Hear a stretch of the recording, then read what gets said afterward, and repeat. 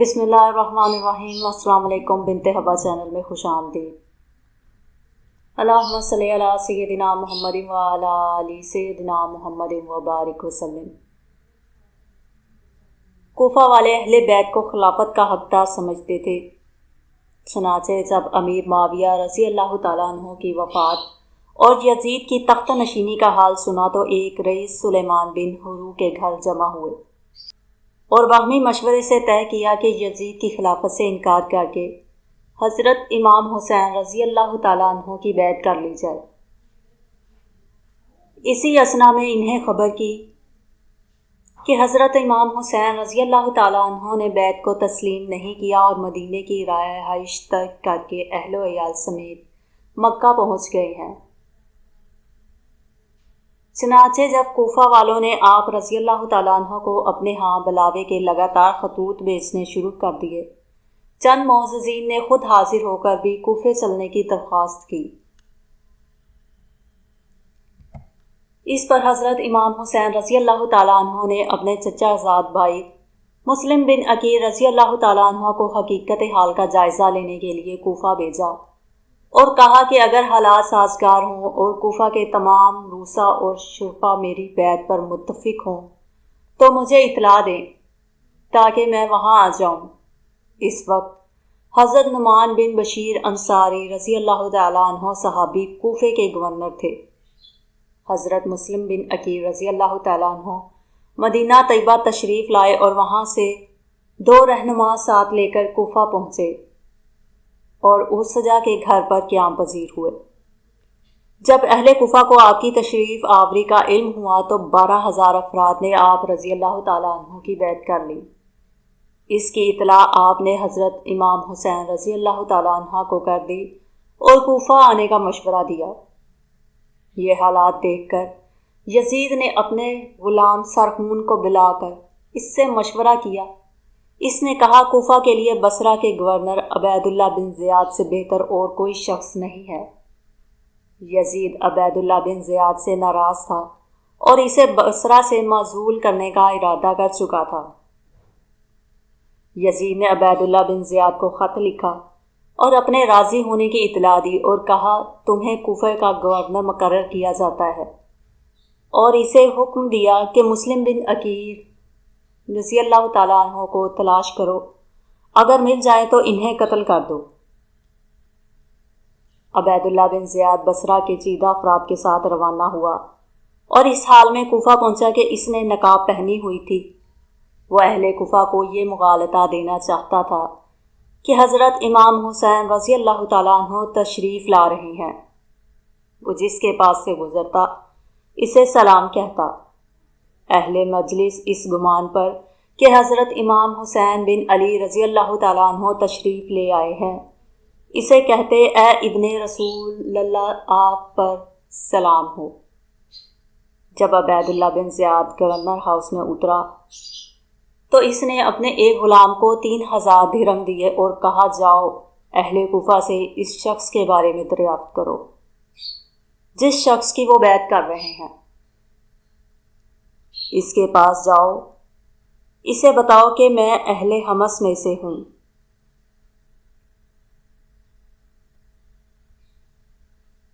اسے یہ مال پیش کرو اور اس کی بیعت کر لو۔ وہ غلام لوگوں میں گھل مل گیا حتیٰ کہ انہوں نے اس کی رہنمائی ایک شیخ کی طرف کی جس کے ساتھ بیعت کا معاملہ تھا۔ غلام نے اس سے بات کی۔ اس شیخ نے کہا مجھے اس بات سے خوشی ہوئی کہ اللہ تعالیٰ نے تمہیں ہدایت عطا فرمائی ہے اور اس بات کا غم ہے کہ ہمارا معاملہ ابھی مضبوط نہیں ہے۔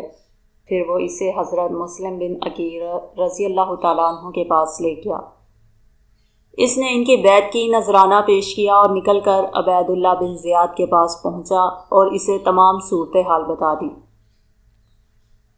عبید اللہ بن زیاد کی آمد پر حضرت مسلم بن عقیل رضی اللہ تعالیٰ عنہ اس گھر سے دوسرے گھر منتقل ہو گئے اور بانی بن عروہ مرادی کے پاس قیام کیا۔ عبید اللہ نے اہل کوفہ سے کہا کیا سبب ہے کہ بانی بن عروہ میرے پاس نہیں آیا؟ چنانچہ محمد بن اشیس کو کوفہ کے چند سرکردہ افراد کے ساتھ اس کے پاس گیا۔ دروازے پر ہی اس سے ملاقات ہو گئی۔ انہوں نے کہا، امیر نے تمہیں یاد کیا ہے اور تمہاری غیر حاضری کو محسوس کیا ہے، لہٰذا اس کے پاس چلو۔ وہ سوار ہو کر ان کے ساتھ ہو لیا اور عبید اللہ بن زیاد کے پاس پہنچ گیا۔ جب اس نے سلام کیا تو عبید اللہ بن زیاد نے پوچھا، مسلم بن عقیل کہاں ہے؟ اس نے کہا، مجھے علم نہیں۔ عبید اللہ بن زیاد نے اس غلام کو پیش کیا جس نے حضرت مسلم بن عقیل کو درہم پیش کیے تھے۔ بانی نے جب غلام کو دیکھا تو اسے قبول کرتے ہی بنی عبید اللہ بن زیاد نے کہا، انہیں میرے پاس لاؤ۔ وہ ایک لمحے کے لیے ہچکچایا تو اس نے اسے اپنے پاس بلایا اور ایک چابک رسید کیا اور حکم دیا کہ اسے قید کر دیا جائے۔ یہ اطلاع ہانی کی قوم کو پہنچی تو وہ محل کے دروازے پر اکٹھے ہو گئے۔ عبید اللہ بن زیاد نے ان کا شور و غوغا سنا تو کوفہ کے ایک سرکردہ فرد سے کہا، انہیں باہر جا کر بتاؤ کہ میں نے صرف اسے اس لیے نظر بند کیا ہے کہ اس سے حضرت مسلم بن عقیل کے بارے میں معلومات حاصل کروں۔ جب اس نے انہیں بتایا تو وہ واپس چلے گئے۔ جب یہ اطلاع حضرت مسلم بن عقیل کو پہنچی تو انہوں نے اعلان کروا دیا۔ اس اعلان پر 40,000 کوفی جمع ہو گئے۔ سما ایسا بندہ کہ آپ رضی اللہ تعالیٰ عنہ کے ایک حکم پر گورنر ہاؤس کی اینٹ سے اینٹ بجا دی جاتی، لیکن آپ رضی اللہ تعالیٰ عنہ نے صبر و تحمل سے کام لیا تاکہ پہلے گفتگو سے اتمام حجت کر لیا جائے۔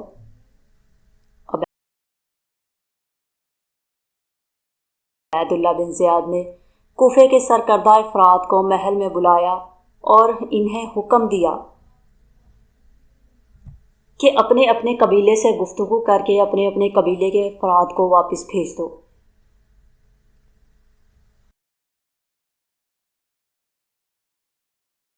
چنانچہ انہوں نے گفت و شنید کی تو کافی ایک ایک کر کے کھسکنے لگے۔ جب شام ہوئی تو حضرت مسلم بن عقیل کے ساتھ بہت کم لوگ رہ گئے، اور جب اندھیرا ذرا گہرا ہوا تو وہ بھی چلے گئے۔ جب آپ رضی اللہ تعالیٰ عنہ تنہا رہ گئے تو رات کی تاریکی میں چل پڑے۔ ایک بڑھیا کے دروازے پر پہنچے اور اسے کہا، مجھے پانی پلاؤ۔ اس نے پانی پلایا۔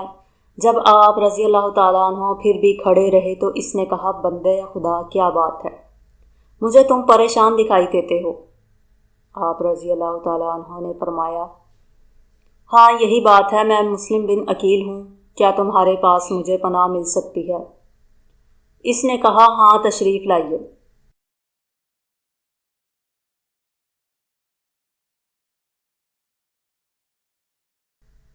اس عورت کا ایک بیٹا محمد بن اشیس کا گرگا تھا۔ اس نے جا کر محمد بن اشیس کو خبر دے دی۔